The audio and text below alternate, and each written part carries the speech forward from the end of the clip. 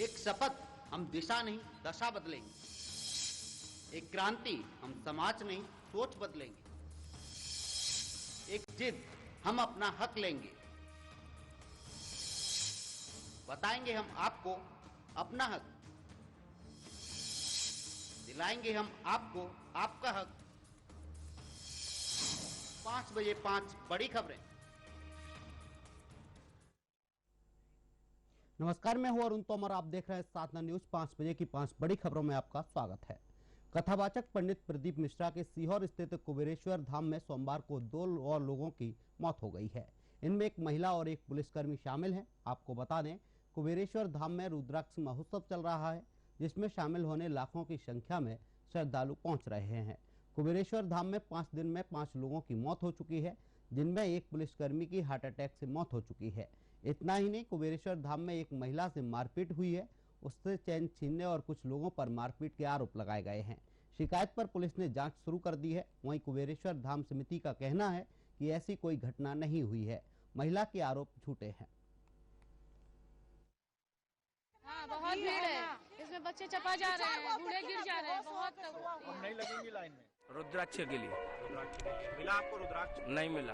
यहाँ पर जो व्यवस्था है उसको लेकर आप क्या कहेंगे?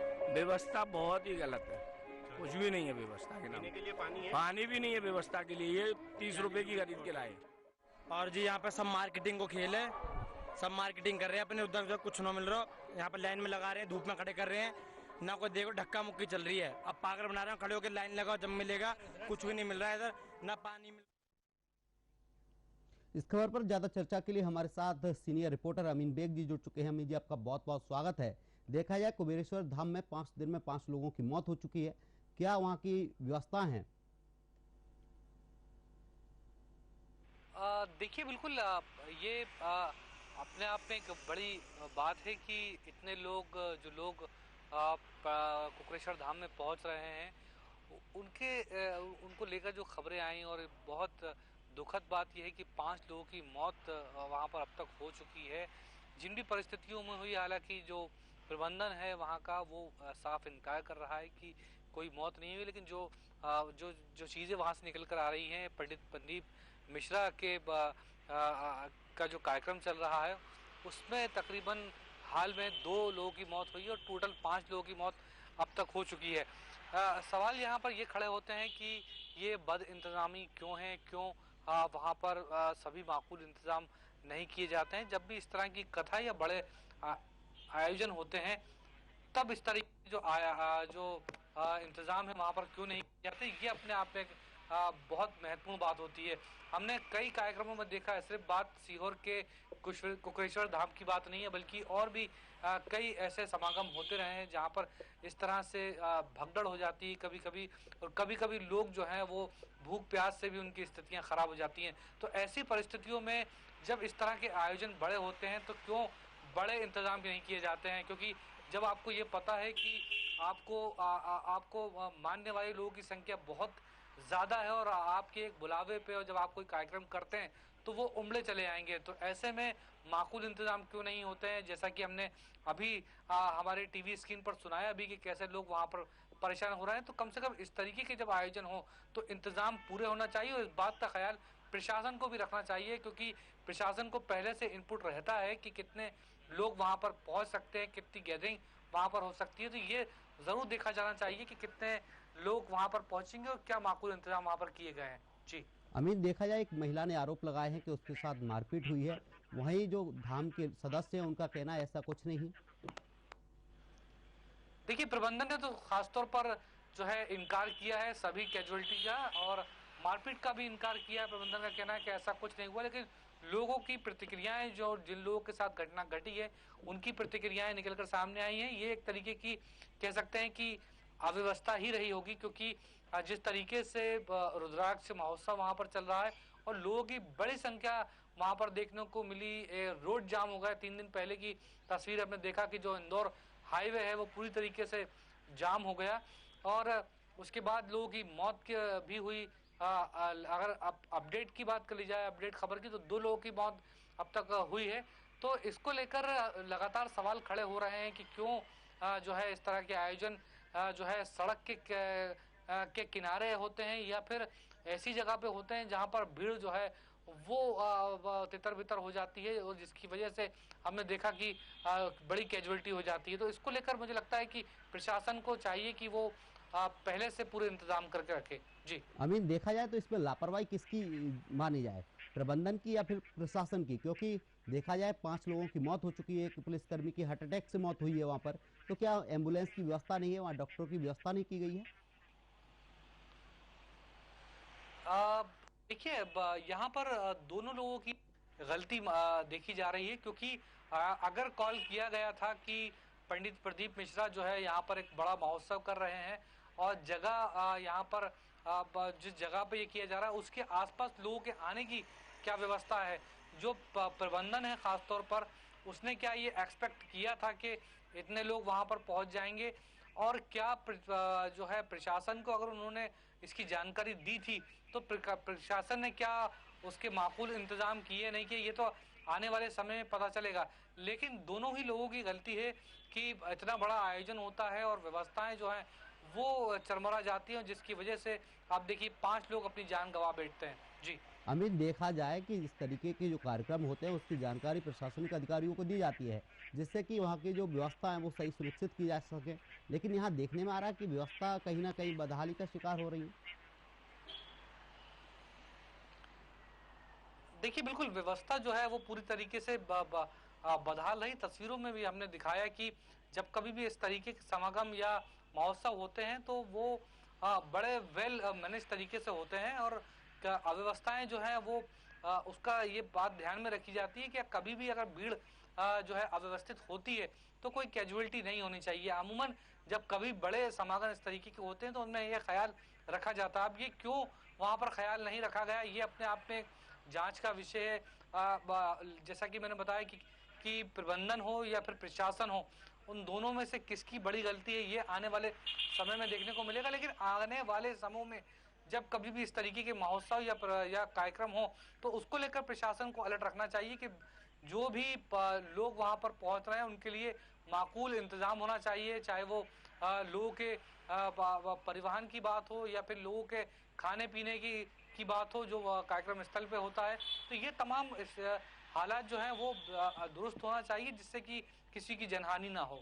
जी देखा जाए अमीन की इस तरीके से जो कार्यक्रम हो रहा है, इतनी बड़ी संख्या में लोग वहां पहुंच रहे हैं, बावजूद इसके प्रशासनिक अधिकारियों ने इंतजाम नहीं किए, प्रबंधन समिति है उसकी तरफ से भी खासा इंतजाम नहीं किया गया है। क्या इसको लेकर प्रशासनिक अधिकारियों की तरफ से कोई बयान सामने आया है?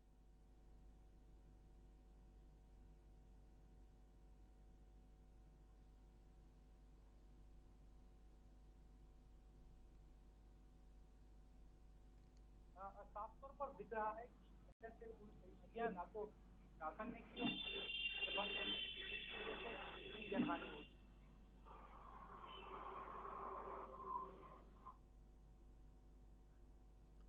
जी अमीन, आपका बहुत बहुत धन्यवाद तमाम जानकारी के लिए। आपको बता दें, रुद्राक्ष महोत्सव चल रहा है जिसमें शामिल होने के लिए लाखों की संख्या में श्रद्धालु पहुंच रहे हैं। कुबेरेश्वर धाम में 5 दिन में 5 लोगों की मौत हो चुकी है, जिनमें एक पुलिसकर्मी की हार्ट अटैक से मौत हो चुकी है। इतना ही नहीं, कुबेरेश्वर धाम में एक महिला से मारपीट भी हुई है। उसने चैन छीनने और कुछ लोगों पर मारपीट के आरोप लगाए हैं। शिकायत पर पुलिस ने जांच शुरू कर दी है। वहीं कुबेरेश्वर धाम समिति का कहना है कि ऐसी कोई घटना नहीं हुई है, महिला के आरोप झूठे हैं।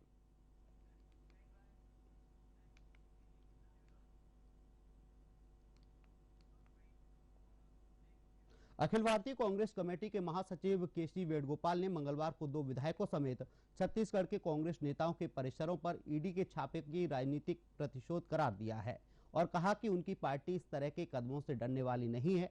आपको बता दें कि कांग्रेस नेताओं पर ईडी की कार्रवाई से छत्तीसगढ़ में सियासत भड़क गई है। कांग्रेस नेताओं का कहना है कि महाधिवेशन को लेकर बीजेपी भयभीत हो गई है। कि जिस प्रकार से अभी माननीय राहुल जी ने भारत जोड़ो यात्रा किया, उसकी सफलता, इसके बाद कांग्रेस का महाधिवेशन, इसलिए इसे घबरा करके अपने जो बी टीम के जितने प्लेयर हैं, इनकम टैक्स हो गया, आईडी हो गया, सीबीआई, सबको सक्रिय कर देते हैं। और चुनाव भी होने वाला है तो मानसिक रूप से सब लोग प्रिपेयर्ड हैं कि इस प्रकार की घटना आम बात है। कुछ दिन बाद जो है इनके ऊपर से भरोसा उठ जाएगा, जो इनकी विश्वसनीयता, जो निष्पक्षता है, उसी में प्रश्न चिन्ह लगने लगेगा। इसलिए सभी एजेंसियों को अपनी विश्वसनीयता और निष्पक्षता उसको बना के रखना चाहिए। राजनीतिक दल से ऊपर देश की व्यवस्था को ठीक रखने के लिए, सुदृढ़ रखने के लिए, नियंत्रण रखने के लिए इस प्रकार की एजेंसी का गठन किया गया है। उसका राजनीतिक दुरुपयोग नहीं होना चाहिए।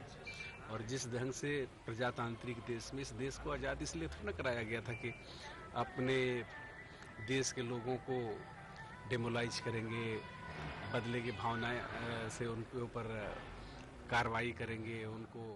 इतना बड़ा महाधिवेशन कांग्रेस का हो रहा है, तमाम देश भर के लोग यहाँ पे आएंगे, एक बड़ा आयोजन मिला है माननीय मुख्यमंत्री जी को मेजबानी करने का।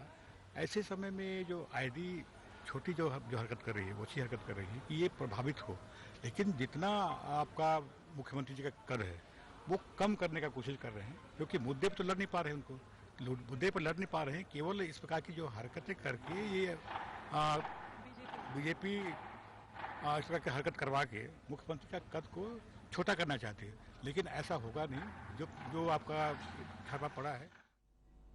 छत्तीसगढ़ में ईडी की छापेमारी को लेकर सियासत गर्मा गई है। कांग्रेस बीजेपी पर आरोप पे आरोप लगाई जा रही है। कांग्रेस का कहना है कि बीजेपी ईडी का प्रयोग कर रही है, क्योंकि छत्तीसगढ़ में महाधिवेशन हो रहा है, जिसको लेकर कांग्रेस फड़फड़ा रही है। आपको बता दें, छत्तीसगढ़ में कांग्रेस नेताओं के ईडी की छापेमारी को लेकर सियासत गर्मा गई है। भारतीय कांग्रेस कमेटी के महासचिव केसी वेणुगोपाल ने मंगलवार को 2 विधायकों समेत छत्तीसगढ़ के कांग्रेस नेताओं के परिसरों पर ईडी के छापे को राजनीतिक प्रतिशोध करार दिया है और कहा कि उनकी पार्टी इस तरह के कदमों से डरने वाली नहीं है। आपको बता दें, कांग्रेस नेताओं पर ईडी की कार्रवाई से छत्तीसगढ़ में सियासत भड़क गई है। कांग्रेस नेताओं का कहना है कि महाअधिवेशन को लेकर बीजेपी भयभीत हो गई है। इससे पहले भी बीजेपी ने पलटवार किया था। उन्होंने कहा है कि ईडी स्वतंत्र एजेंसी है, वो किसी के दबाव में काम नहीं करती है, लेकिन कांग्रेस नेताओं का कहना है कि बीजेपी के इशारों पर ईडी काम कर रही है। छत्तीसगढ़ में ईडी की छापेमारी के लेकर राजनीतिक प्रतिशोध बढ़ता जा रहा है। कांग्रेस बीजेपी एक दूसरे पर आरोप प्रत्यारोप लगा रही है। वहीं कांग्रेस के वेणुगोपाल ने मंगलवार को 2 विधायकों समेत छत्तीसगढ़ के कांग्रेस नेताओं के परिसरों पर ईडी के छापे को राजनीतिक प्रतिशोध करार दिया है और कहा है कि उनकी पार्टी इस तरह के कदमों से डरने वाली नहीं है। आपको बता दें, कांग्रेस नेताओं पर ईडी की कार्रवाई से छत्तीसगढ़ में सियासत भड़क गई है। इस खबर पर ज्यादा जानकारी के लिए छत्तीसगढ़ से सीनियर रिपोर्टर आकांक्षा तिवारी लाइव जुड़ चुकी हैं। आकांक्षा, आपका बहुत बहुत स्वागत है। देखा जाए, छत्तीसगढ़ में ईडी की कार्रवाई चल रही है, जिसको लेकर कांग्रेस बराबर कह रही है कि बीजेपी की सह पर ये कार्रवाई की जा रही है।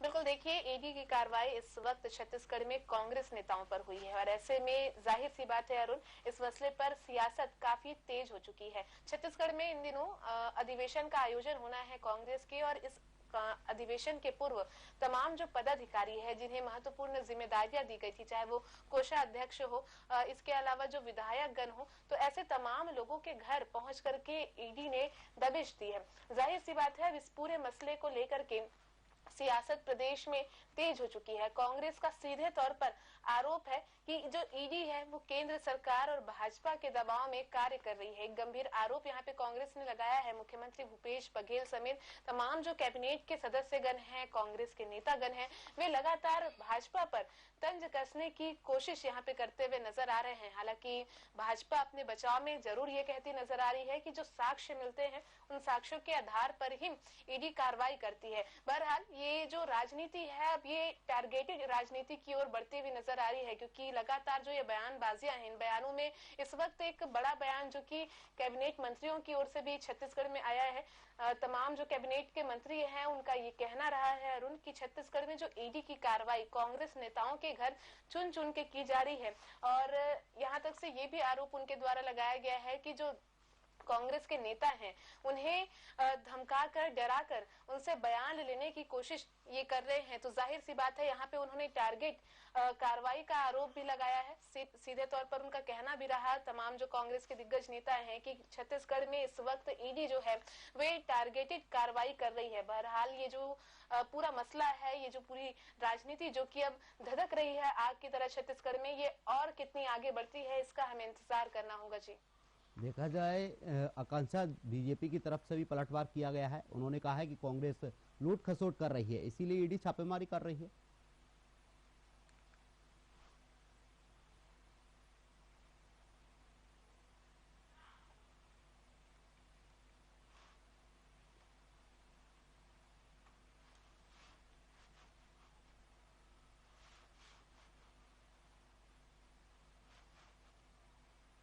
बिल्कुल, देखिए इस पूरे मसले पर दोनों ही ओर से, चाहे हम सत्ता पक्ष का जिक्र कर ले या फिर विपक्ष का जिक्र कर ले अरुण, दोनों ही ओर से बयानबाजियां इस वक्त तेज हो चुकी है। तमाम नेता इस एक ओर जो कांग्रेस के नेता हैं वे लगातार ये सवाल उठा रहे हैं कि टारगेटेड कार्रवाई की जा रही है, लेकिन दूसरी ओर भाजपा भी कटाक्ष करने में यहाँ पे पीछे नहीं है। भाजपा का ये भी कहना रहा है अरुण कि जो साक्ष्य मिलते हैं उन साक्ष्यों के आधार पर छत्तीसगढ़ में कार्रवाई हो रही है। छत्तीसगढ़ की जनता से लूट खसोट का आरोप भाजपा की ओर से कांग्रेस पर लगाया गया है। बीते दिन आपने और हमने सुना भी जो पूर्व मुख्यमंत्री हैं या फिर भाजपा के प्रदेश अध्यक्ष है, उनका साफ तौर पर यह भी कहना रहा था कि छत्तीसगढ़ की जो भोली भाली जनता है इसे इस वक्त कांग्रेस लूटने का काम कर रही है, और जो साक्ष्य मिले हैं उन साक्ष्यों के आधार पर ही अब ईडी उनके तक पहुंच चुकी है। बहरहाल जो ये पूरी राजनीति है, अब ये बयानबाजी, टारगेट और इन तमाम मसलों के इर्द गिर्द इस वक्त जरूर घूमती हुई नजर आ रही है, लेकिन आपको और हमें अब इस मसले का भी इंतजार करना होगा कि ये कार्रवाई और कितनी आगे बढ़ती है और इसमें होने वाली राजनीति और कितनी चरम पर जाती है। जी आकांक्षा, तमाम जानकारी के लिए आपका बहुत बहुत धन्यवाद। आपको बता दें, भारतीय कांग्रेस कमेटी के महासचिव केसी वेणुगोपाल ने मंगलवार को 2 विधायकों समेत छत्तीसगढ़ के कांग्रेस नेताओं के परिसरों पर ईडी के छापे को राजनीतिक प्रतिशोध करार दिया है। वहीं मुख्यमंत्री भूपेश बघेल ने कहा है कि बीजेपी के सह पर छत्तीसगढ़ में ये ईडी की छापेमारी चल रही है। बाबा खाटू का लक्खी फाल्गुन मेला 22 फरवरी से शुरू होगा। मेले से पहले ही भक्तों का आना शुरू हो गया है। सीकर जिले के खाटू कस्बे में भरने वाले मेले में 30 लाख से ज्यादा भक्तों के आने की संभावना है।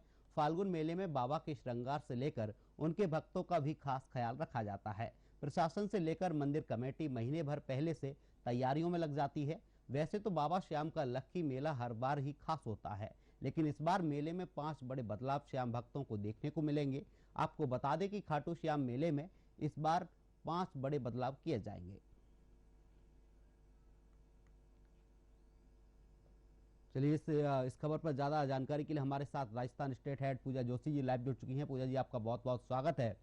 देखा जाए कि खाटू श्याम का जो मेला लगेगा जिसमें भारी संख्या में भक्त पहुंचेंगे, क्या कुछ व्यवस्था वहां पर की गई है? मैं आपको बता दूं कि खाटू श्याम जी का लखदाता बाबा का जो मेला है वो 22 फरवरी यानी कि कल से शुरू होने जा रहा है। ये लक्खी मेला जो है वो काफी प्रसिद्ध है, काफी विख्यात है। हर साल ये मेला होता है और हर साल की भांति ही इस साल भी ये मेला होने जा रहा है। और इतना ही नहीं, मेले से पहले ही जो है श्रद्धालुओं का आना यहाँ शुरू हो गया है। श्रद्धालु भारी संख्या में मेले के लिए यहाँ पर आ रहे हैं। इतना ही नहीं, खाटू श्याम का जो ये मेला भरने वाला है, लक्खी मेला है, जिसमें संभावना है कि 30 लाख से भी ज्यादा श्रद्धालु यहाँ आ सकते हैं इस बार।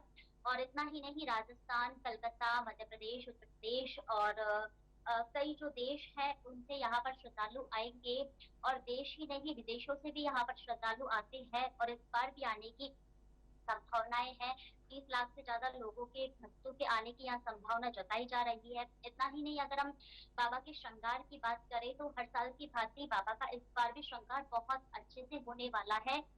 श्रृंगार के साथ में भक्तों का भी वहां पर खास ख्याल रखा जाएगा, क्योंकि भक्त जो है बड़ी संख्या में इस मेले में आते हैं और बाबा के दर्शन करते हैं। प्रशासन को लेकर व मंदिर कमेटी को लेकर अगर हम बात करें व्यवस्थाओं की, तो 1 महीने पहले से ही यहाँ की व्यवस्थाएं की जाने लगती है, क्योंकि ये जो मेला होता है वो काफी प्रसिद्ध होता है और काफी बड़ा मेला होता है। तो इसको लेकर श्रद्धालुओं को लेकर और आने वाले भक्तों को लेकर तैयारियों में जुट जाती है प्रशासन और वहाँ की कमेटी। अगर व्यवस्थाओं की बात करें तो काफी अच्छी व्यवस्थाएं की गई है, क्योंकि पिछली बार हुआ यूं था 85 दिनों बाद में ये जो है बाबा का दरबार खोला गया है। उसके बाद में बीच में जो काम चल रहा था खाटू श्याम जी के, वो पूरा कर लिया गया है और व्यवस्थाएं देखने को मिल रही है। इस बार बहुत अच्छी व्यवस्थाएं की गई है प्रशासन की ओर से, कमेटी की ओर से, क्योंकि पिछली बार हुआ ये था एकादशी मेले के दौरान 3 महिलाओं की मौत के कारण से काफी भगदड़ हुई थी और उस मौत की वजह से प्रशासन वगैरह सख्त हो गया था। और इस बार उस सख्ती को देखते हुए व्यवस्थाएं चाक चौबंद की है। जगह जगह पानी की टंकियां, जगह जगह अस्थायी टॉयलेट्स, जगह जगह मेडिकल्स और सड़कों की अगर हम बात करें तो सड़कें भी काफी अच्छी करवा दी है, ताकि आने वाले श्रद्धालुओं को किसी भी प्रकार की तकलीफों का सामना ना करना पड़े और श्रद्धालु आराम से आए और बाबा के दर्शन करें, ना कोई भगदड़ हो। क्योंकि पहले क्या होता था, बाबा के लाइन लगने के लिए राउंड बाई राउंड जाना पड़ता था, इधर से निकलना उधर से निकलना, तो श्रद्धालु पहले दर्शन पाने के चक्कर में, हड़बड़ाहट के चक्कर में भागदौड़ करते थे, जिससे काफी परेशानियां होती थी। क्योंकि आप जानते हैं ये मेला सबके लिए है और काफी विख्यात है। कलयुग के देवता कहा जाता है श्याम बाबा को, और लखदातार कहा जाता है, हारे के सहारा कहा जाता है। तो सबकी बहुत ज्यादा आस्था है श्याम बाबा को लेकर, श्याम बाबा को लेकर। तो यहाँ पर हर लोग आते हैं, बड़े बुजुर्ग छोटे बच्चे। तो ऐसी भगदड़ की वजह से प्रशासन ने इस बार बहुत सोच समझकर सारे काम किए हैं। पहले जो रोड बाई लाइन थी उनको हटा करके अब सीधी लाइन की गई है। पहले बाबा के लक्की मेले में 7 घंटे में बाबा के दर्शन हुआ करते थे, लेकिन इस बार 3 घंटे या 3.5 घंटे में आप बाबा के दर्शन कर पाएंगे। और इतना ही नहीं, सबसे खास बात जो है वो ये है कि इस बार बाबा को शीशे में रखा गया, यानी कि जो बाबा का दरबार है, जो पट है, वहां पर पारदर्शी शीशा लगाया गया है। तो शीशे से ही आप बाबा के जो श्रद्धालु है वो दर्शन करेंगे और अच्छे से उस दर्शन को पाकर मनोकामना मांगेंगे और उनकी जरूर मनोकामना पूरी होगी। और देखिए, अगर हम बात करें वहाँ के प्रसाद की या निशान की, क्योंकि जो भी भक्त आता है वहाँ पर निशान लेकर आता है, प्रसाद लेकर आता है। हालांकि बीच में जो है काम चला था, उसके बाद में जब दरबार खोला गया का प्रसाद वहां चढ़ाने के लिए कमेटी की ओर से, प्रशासन की ओर से बंद कर दिया गया था। लेकिन जब वहाँ के व्यापारी जो है, देखिए उनका भी एक सोर्स वही है कमाने का, क्योंकि वहाँ के जो व्यापारी है वहाँ लक्की मेले के दौरान है या फिर ऐसे भी वहां पर कमाने का उनके पास एक लास्ट सोर्स होता है। तो उन्होंने बात की, कमेटी से बात की, उसके बाद में प्रसाद चढ़ाने के लिए भी जगह जगह काफी दान पात्र लगाए गए हैं और काफी पात्र लगा दिए गए हैं कि आप इस जगह पर बाबा के नाम का प्रसाद आप चढ़ा सकते हैं। और निशान जो है वो अंदर नहीं ले जा सकते हैं, निशान को भी बाहर ही रखा जाएगा। इतना ही नहीं, जो पहले डीजे बाजे से श्रद्धालु आते थे, डीजे बाजे बजाते हुए आते थे, लेकिन इस बार डीजे बाजे भी बैन कर दिए गए हैं, पूरी तरह बंद कर दिया गया है। अब आप ढोल नगाड़ों के साथ में बाबा के दर्शन कर पाएंगे। और वहां पर भी जो मेला होगा, वहां पर भी प्रशासन की ओर से, कमेटी की ओर से ढोल नगाड़े ही बजेंगे। जो पुराने बजते थे ढोल नगाड़े वगैरह जो भी है वही बजेंगे। अब आपको वहां पर डीजे की धुन नहीं सुनाई दी जाएगी। इतना ही नहीं, अगर हम बात करें भगवान को सजाने की या श्रृंगार करने की, तो देखिए हर बार बाहर से ही भगवान को सजाने के लिए फूल आया करते थे। तो इस बार कोलकाता से, दिल्ली से फूलों को मंगवाया जाएगा, बाबा की पोशाक को मंगवाया जाएगा और उन्हें बहुत ही खूबसूरत तरीके से सजाया जाएगा। क्योंकि उस दिन लक्की मेले के दौरान हजारों लाखों श्रद्धालु जो है बाबा के दर्शन करते हैं और उनकी मनमोहक झांकी को देखकर वो उत्साहित होते हैं, प्रेरित होते हैं। ऐसा लगता है कि साक्षात भगवान उन्होंने देख लिया हो, क्योंकि बाबा को लेकर लोगों की बहुत ज्यादा आस्था है। हर कोई श्याम बाबा को मानता है। आप किसी के भी मुंह से सुन लीजिएगा, हारे का सहारा बाबा श्याम हमारा, हर कोई बाबा को मानता है। तो उसको लेकर भी काफी कुछ व्यवस्थाएं की गई है। और अब की बार तो देखा जाए, पानी से लेकर खाने पीने, रहने की, टॉयलेट की, जो पिछली बार नहीं हुआ करती थी, जो पिछली बार श्रद्धालुओं को परेशानी उठानी पड़ती थी, वो इस साल नहीं देखने को मिलेगी। प्रशासन की ओर से और कमेटी की ओर से, अध्यक्ष की ओर से इस बार भरपूर व पूरी तरह से तैयारियां की गई है। जी, तमाम जानकारी के लिए आपका बहुत बहुत शुक्रिया पूजा। आपको बता दें, सीकर जिले के खाटू कस्बे में भरने वाले मेले में 30 लाख से ज्यादा भक्तों के आने की संभावना है। फाल्गुन मेले में बाबा के श्रृंगार से लेकर उनके भक्तों का भी खास ख्याल रखा जाता है।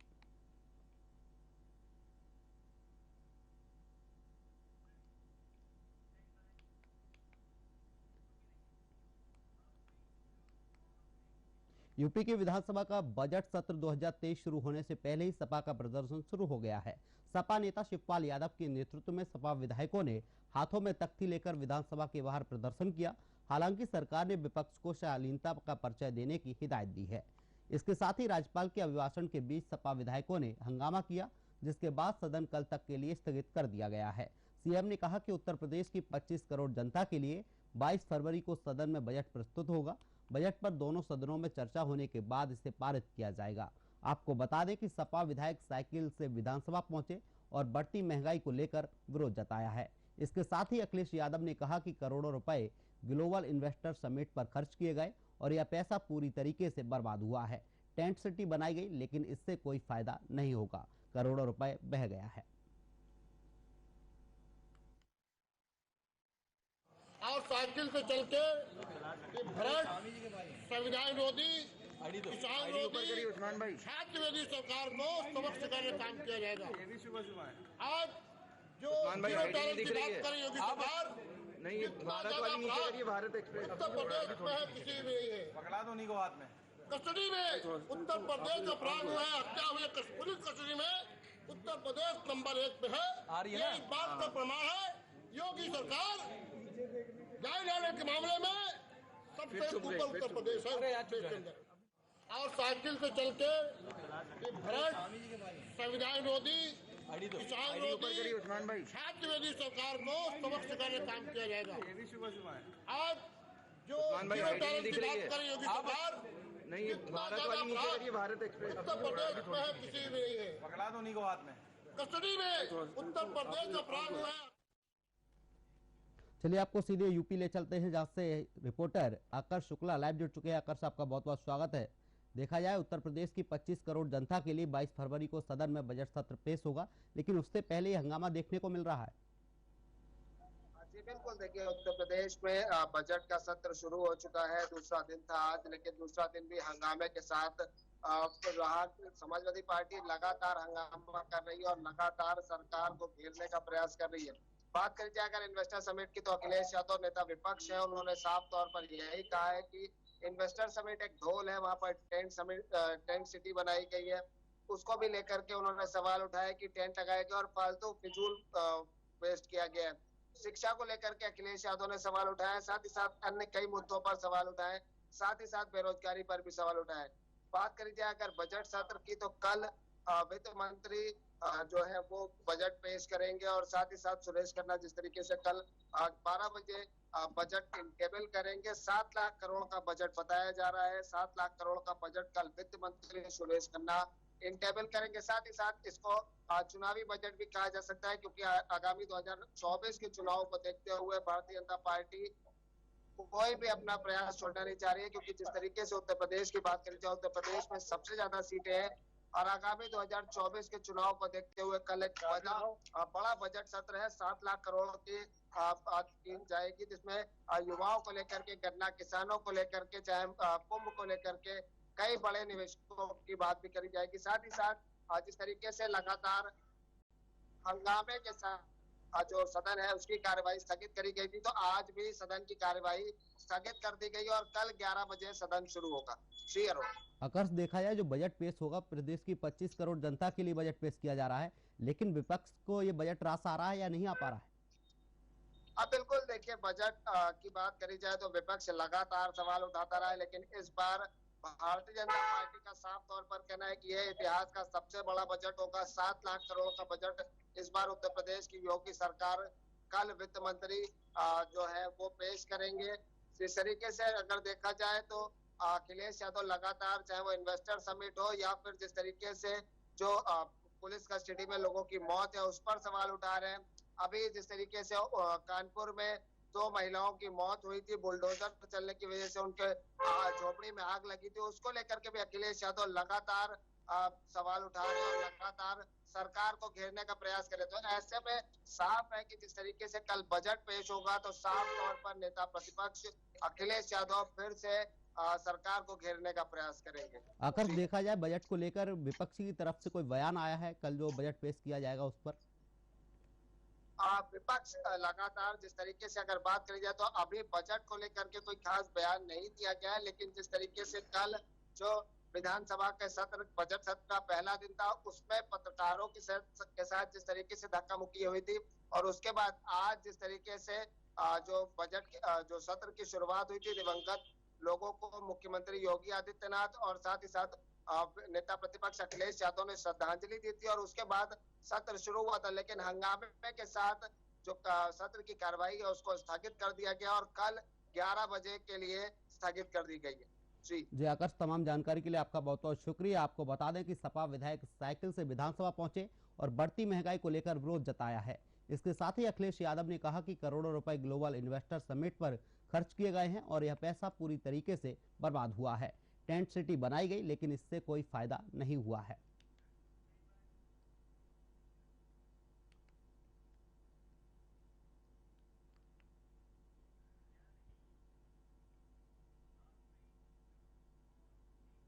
हरियाणा सरकार का बजट सत्र शुरू हो गया है। 23 फरवरी को हरियाणा सरकार की तरफ से बजट पेश किया जाएगा। इस बार के बजट से हरियाणा के लोगों को बड़ी उम्मीदें हैं। लगातार बढ़ रही महंगाई से जहां आम जनता परेशान है, तो वहीं सरकार पर भी आने वाले लोकसभा और विधानसभा चुनाव के चलते दबाव है।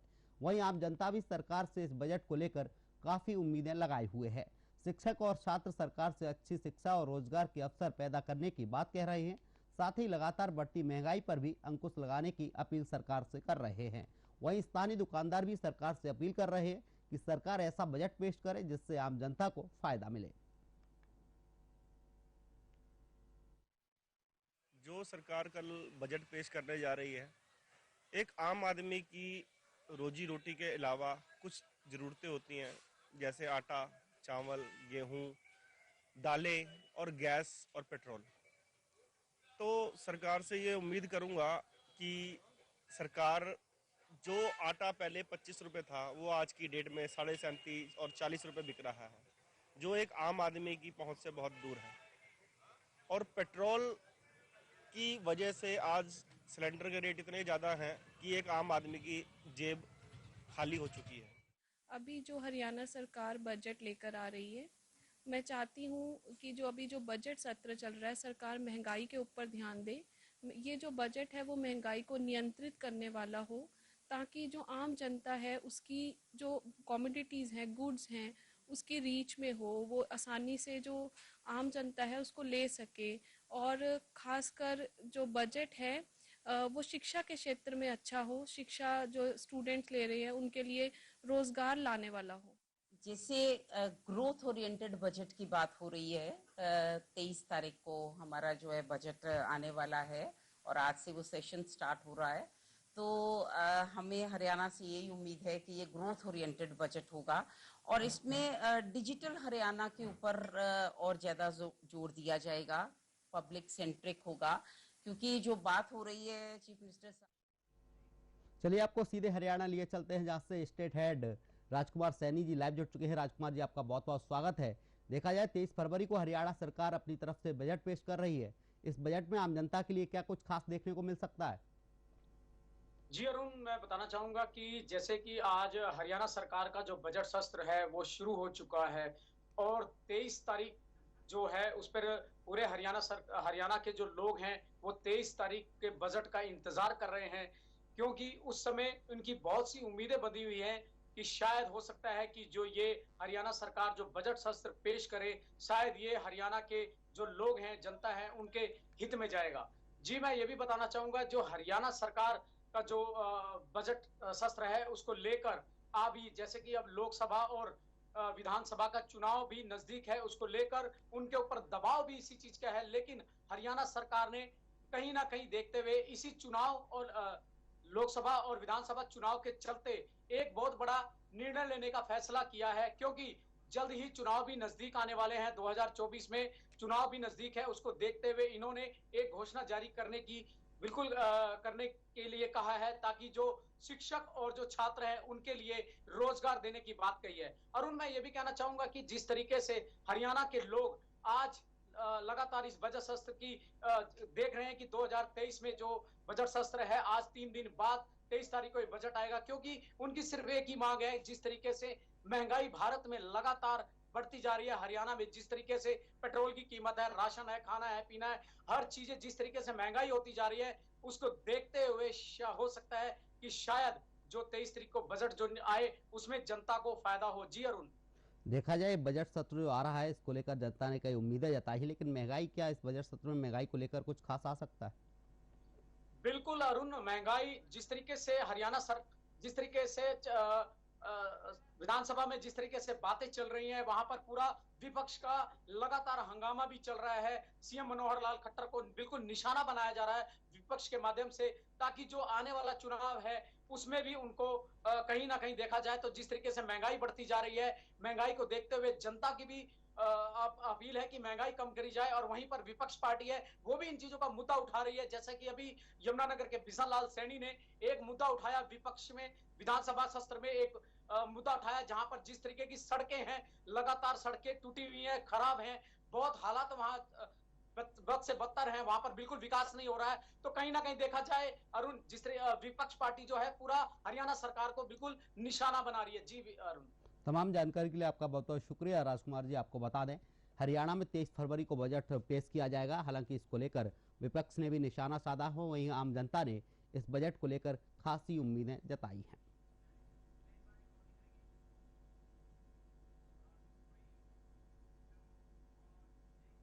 पाँच बजे की 5 बड़ी खबरों में फिलहाल के लिए इतना ही। आप देखते रहिए साधना न्यूज। नमस्कार।